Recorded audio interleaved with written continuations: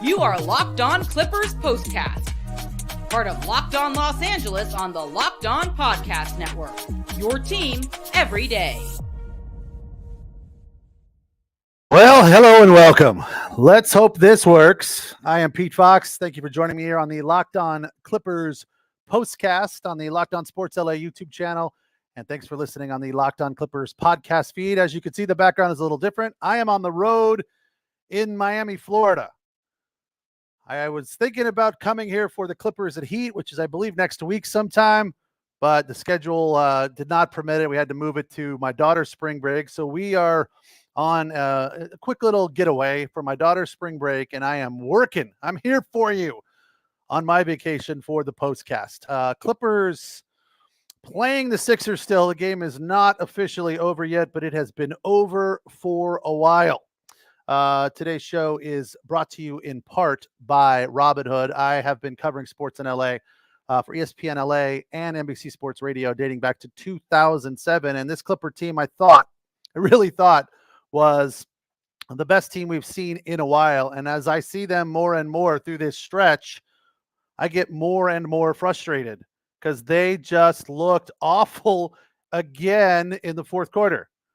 The big three are already on the bench, and there's still 2 to play. Ty sat them at the 5-minute mark, maybe because they're playing again tomorrow. I don't know. But the fact is that I look back and I say, when's the last time they had a good win? Really a good win. We thought, we tried to build up these 2 wins in Portland. Yeah, those were, an ego boost, and those are going to get them back on track. They're going to feel good about themselves. They're going to get confidence, yada, yada, blah, blah. Here we are again, falling apart on defense. Everything about this game was setting up perfectly for the Clippers. High energy third quarter, back and forth. Paul George was dominating in the paint. They showed a stat, PG in the paint over the last 3 games. He's been averaging 9 points per game in the paint. The end of the third, 2-point ball game. 83-85 Clippers trailed at that point. Earlier, they tied it at 73. So at the end of 1, they were down 11. The end of 2, they were only down 7 heading into the break. So I thought, okay, we're going in the right direction. Kawhi Leonard, 12 points in the first half. Everything was looking up. Of course, the Philadelphia 76ers are in a downward trend without Joel Embiid, right? They have not done well. I believe their number is like 9-13 or something without Embiid. I wrote it down here somewhere, but now I can't seem to find it. So bottom line is they're not doing well, obviously, without Embiid. It's not surprising. And of course, what has been happening to the Clippers over and over again, they are allowing teams that are not great three-pointing shoot teams to shoot lights out. I don't get it.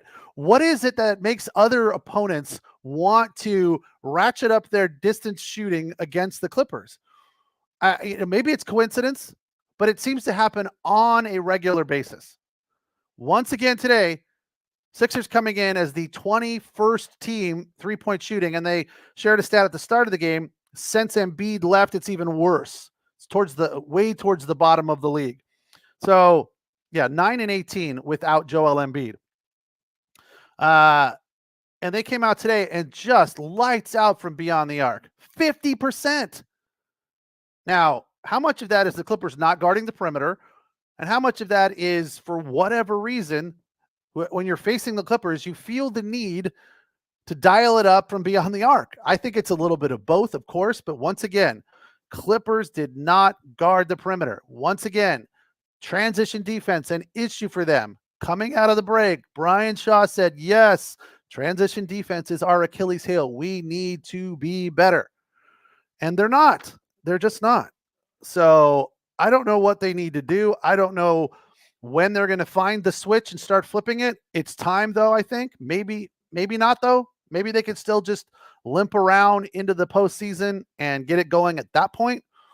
They're just 1 game clear of the New Orleans Pelicans at this point. And even though they are dealing with some injuries, they're playing good, and they own the tiebreaker against the Clippers because they smacked the Clippers in the mouth. This game was about turnovers coming into it. the Clippers knew that they needed to maintain the ball. Possession was going to be an issue, as it has been of late quite frequently, because the Sixers have the fewest turnovers in the league. So here we are, about a minute to go. So we're almost at the finish line. Where are we in the turnover battle? Clippers with 12 and the Sixers with 8. So once again, losing the turnover battle. Also, once again, Paul George and Kawhi Leonard doing their job, although their plus minus was not good. But then again, I don't think anybody had a good plus minus today, because they are about ready to lose this game, 121, 107, or somewhere in that neighborhood. PG's plus minus 18. Kawhi's a little bit better, only -1. Zubats going 5 of 9 for 13 points, has a +5. He's the only Clipper on the floor to have a plus in the plus minus as a starter. Harden, -16. He had 5 field goals, 0 for 6 from beyond the arc. He came out playing with energy. That whole, this is my former team, now I need to prove something to them. All of that seemed to be working in his favor early on. But at the end of the day, no threes. That's just unacceptable. He obviously makes it up with the assists. He had 14. And you know that stat with the Clippers, when it comes to Harden and 10 or more assists, they are 19-3. Now make it 19-4. The final again, 121-107. I am Pete Fox. Thank you for joining me here on the Clippers Postcast on the Locked On Sports LA YouTube channel, the place to hang out when every game is done. And of course, you can listen to us on the Locked On Clippers podcast feed. Clippers fall to the Sixers, coming in as 9.5-point favorites. What is going on? What is the problem? How upset are we? Are we like, all right, it's fine, they can get it back, we're okay? Or are we frustrated? Or are we throwing in the towel? I just happen to have a towel here sitting next to me in my hotel room. Are we throwing in the towel? I don't think we are, but I like having visual aids. All right, we'll take the break. We'll come back. We'll get into the bucket list, mostly from the first half. Obviously, nothing from the fourth quarter. We'll break down some stats as to who lit it up for the Sixers. Jeez, unbelievable from beyond the arc today. Clippers lose 121-107. All right, today's show is brought to you by Robinhood. Did you know that even if you have a 401k for retirement, you can still have an IRA? Robinhood has the only IRA that gives you a 3% boost on every dollar you contribute when you subscribe to Robinhood Gold. But get this, now through April 30th, Robinhood is even boosting every single dollar you transfer in from another retirement account with that same 3% match, which is awesome. That's right, no cap on that 3% match. Robinhood Gold gets the most for your retirement thanks to their IRA with a 3% match. This offer is good through April 30th. Get started at robinhood.com/boost. Subscription fees apply. And now for some legal stuff, claim quarter of 124. I'm sorry. Claim as of Q1 2024, validated by Radius Global Market Research. Investing involves risk, including loss. Limitations apply to IRAs and 401ks. 3% match requires Robinhood Gold for 1 year from the date of the first 3% match. Must keep Robinhood IRA for 5 years. The 3% match on transfers is subject to specific terms and conditions. Robinhood IRA available to U.S. customers in good standing. Robinhood Financial LLC, member SIPC, is a registered broker dealer. Today's show also brought to you by our friends at eBay Motors. Passion, drive, and patience are what brings home that winning trophy. It also keeps your ride or die alive. eBay Motors has everything you need to maintain your car or spruce it up. Get to peak performance with things like superchargers and exhaust kits. You can add some functionality with roof racks. I've installed one of those that I bought on eBay and was fairly simple and easy. Anyway, I got it for a really good deal. As I've mentioned before, I buy brakes on eBay Motors on a regular basis, and they cost about a quarter of what they would cost if you bought them at the auto parts store. They have LED headlights and, of course, a whole lot more. If you're into speed, power, or style, eBay Motors has got you covered with over 122 million parts for your number one ride or die. You'll always find exactly what you're looking for With eBay's Guaranteed Fit, your part is guaranteed to fit your ride every time, or you get your money back, and it's on point when it comes to telling you whether this is the wrong part or the right part. And that is so very helpful to save time and money, because with eBay Motors, you're burning rubber, not cash. With all the parts you need at the prices you want, it's easy to turn your car into the MVP and bring home that win. Keep your ride or die alive at ebaymotors.com. Eligible items only, exclusions apply. eBay Guaranteed Fit, only available to U.S. customers.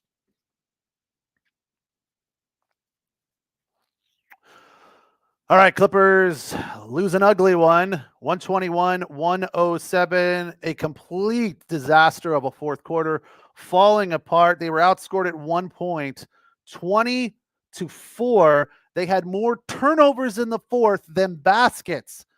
That is embarrassing. I've joked about the famous scene in Bull Durham where the manager orders everyone into the shower, and then Robert Wall is like, 1 Mississippi, 2 Mississippi, 3 Mississippi. And then the coach comes in and throws all the bats on the shower floor, and they're jumping around and dancing around. That's what Ty Lue needs to do after a game like this. And I feel like I've said this before, I feel like this is a regular occurrence of late, that sort of behavior should not be acceptable.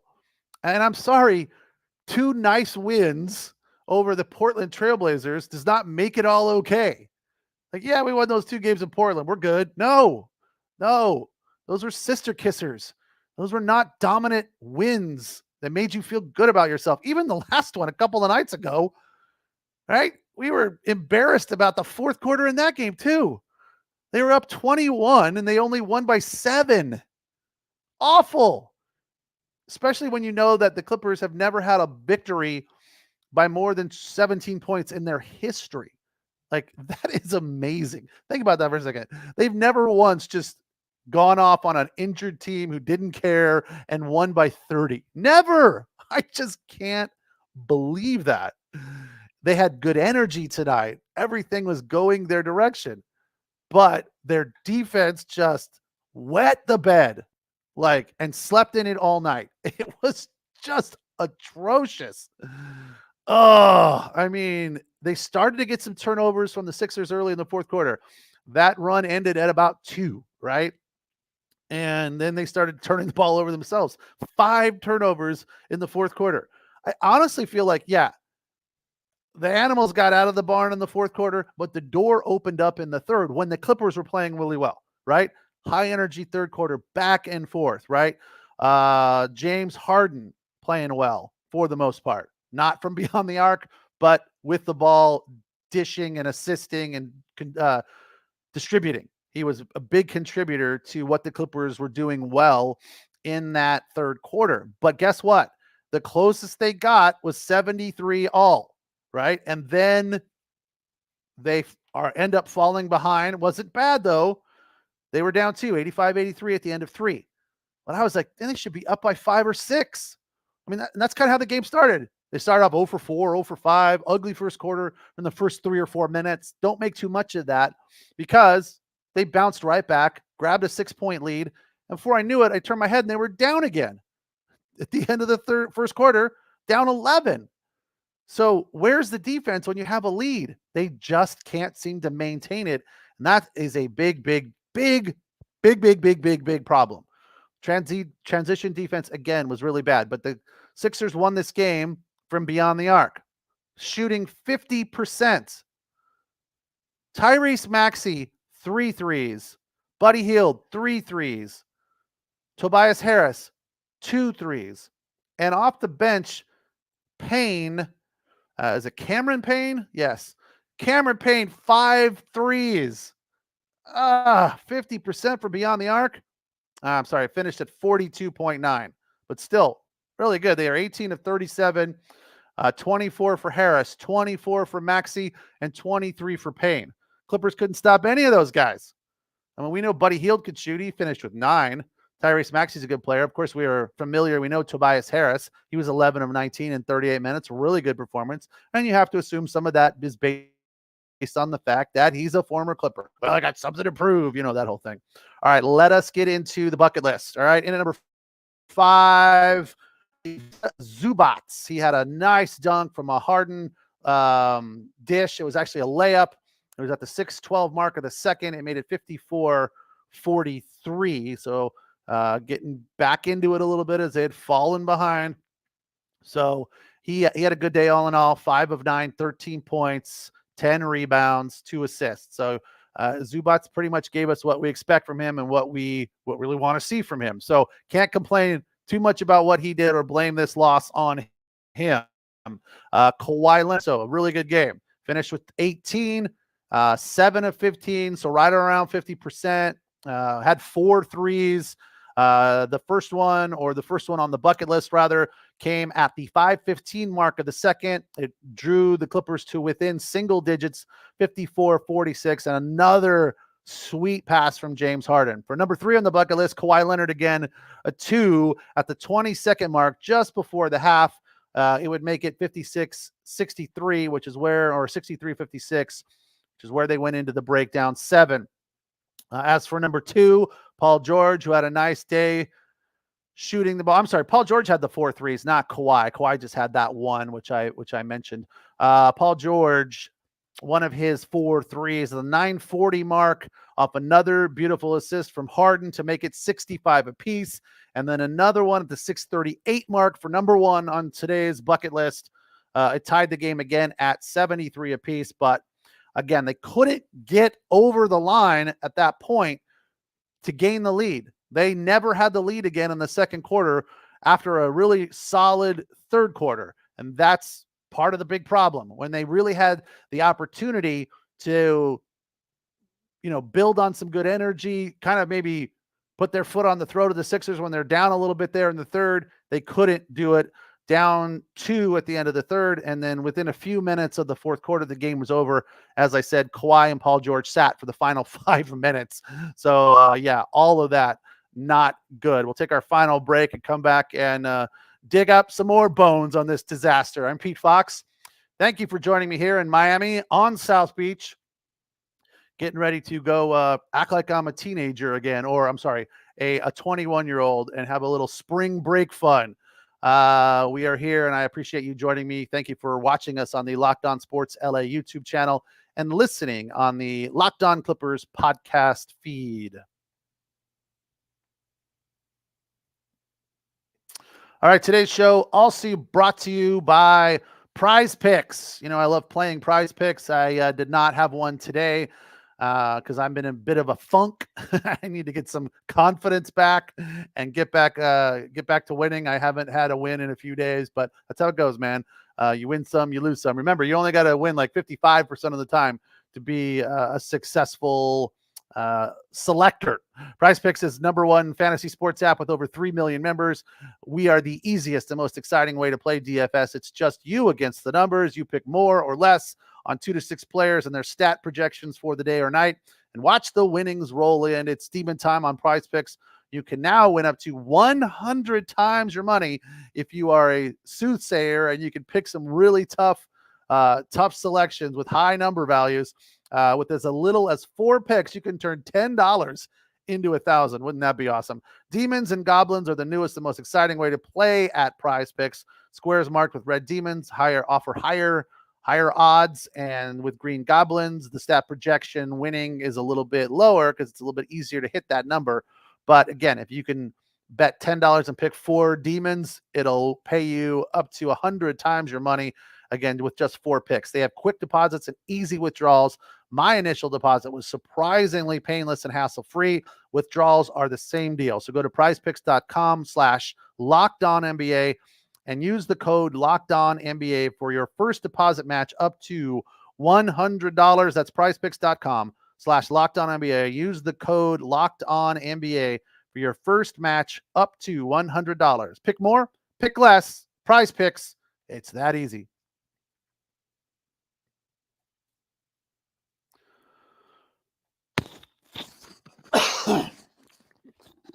Excuse me. Still got that cough lingering, man. It's getting better little by little. Clippers lose in LA front end of a back-to-back, their fourth here in the month of March. So I think that is part of their issue.